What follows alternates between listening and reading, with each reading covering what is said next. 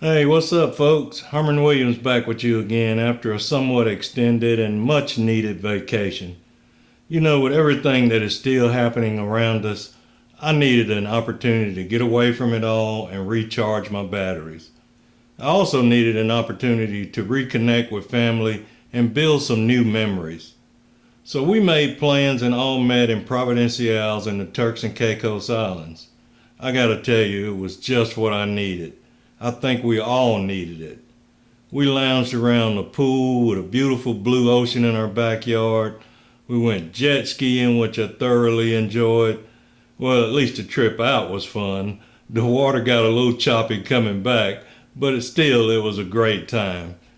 We also spent a day cruising around the islands on a private charter, just enjoying the crystal clear water and each other's company. Like I said, we made memories that will last a lifetime, and that's worth more than any amount of money to me. But now it's time to get back to work, and part of that work is helping you get on track and stay on track so that you too can find your own escape and make a few memories of your own.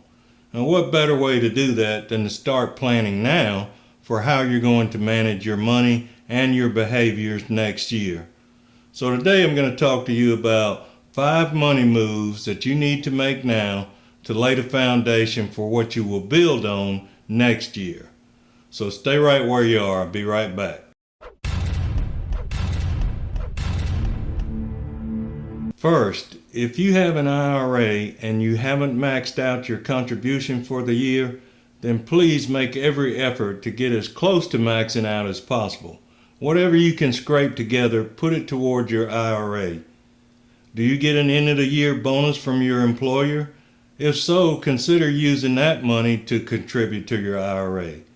Get in the habit of using any extra money to fund your future lifestyle.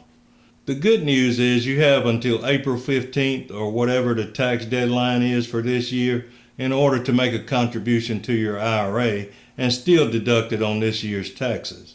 If you don't have an IRA, start one right now and contribute whatever you can. You can keep an account open with as little as $50, but by taking that first step and opening an IRA account, you're making a commitment to yourself to start doing things differently. Money move number 2. If you already have any type of investment account or accounts, now is a good time to review their performance for the year.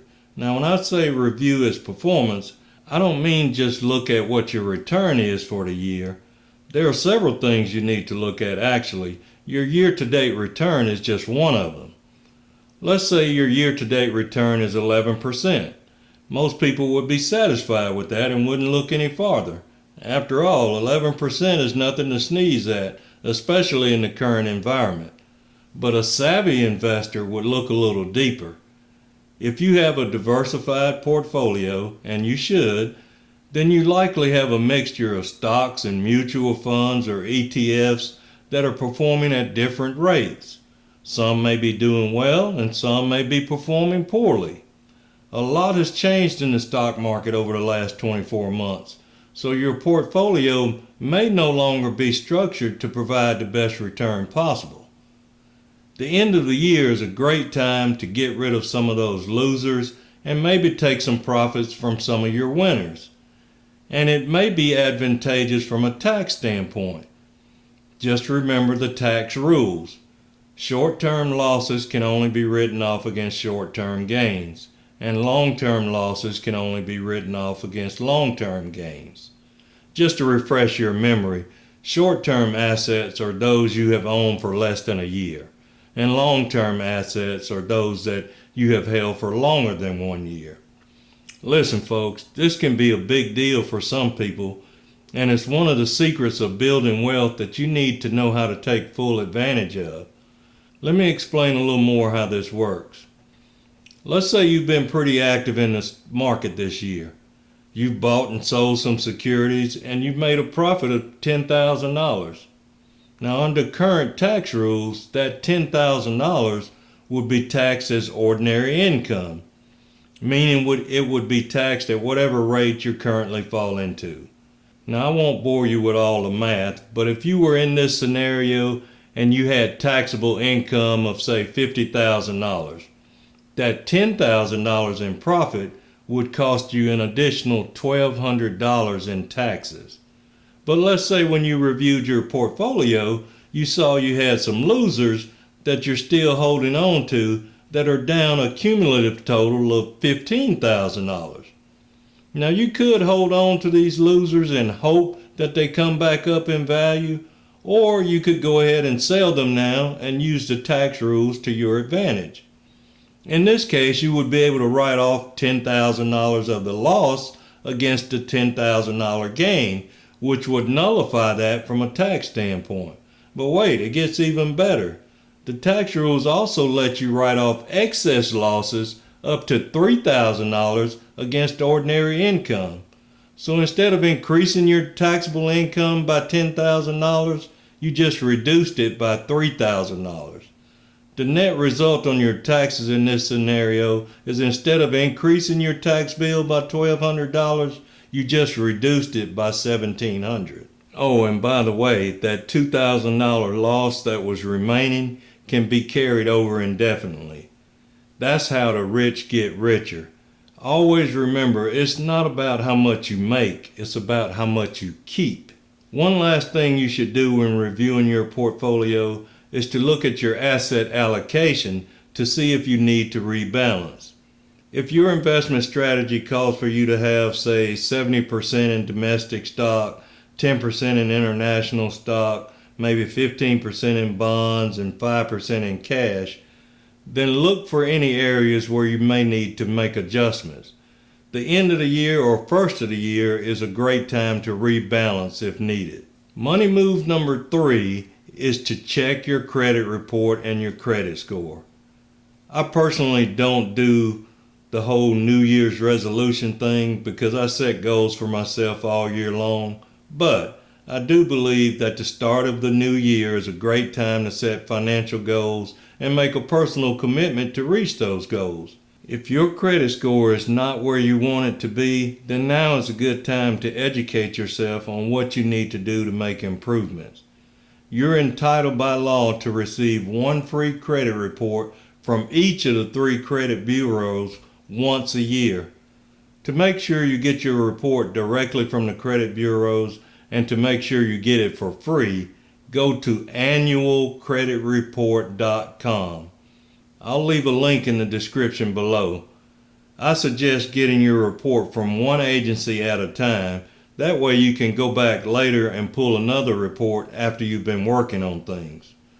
Once you have your credit report in hand, be sure to watch my videos on understanding your credit report and your credit score.